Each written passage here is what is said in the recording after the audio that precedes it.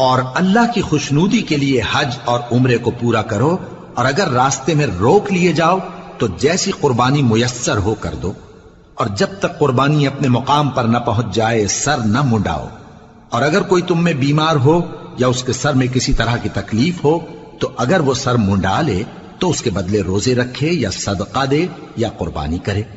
پھر جب تکلیف دور ہو کر تم مطمئن ہو جاؤ تو جو تم میں حج کے وقت تک عمرے سے فائدہ اٹھانا چاہے وہ جیسی قربانی میسر ہو کرے،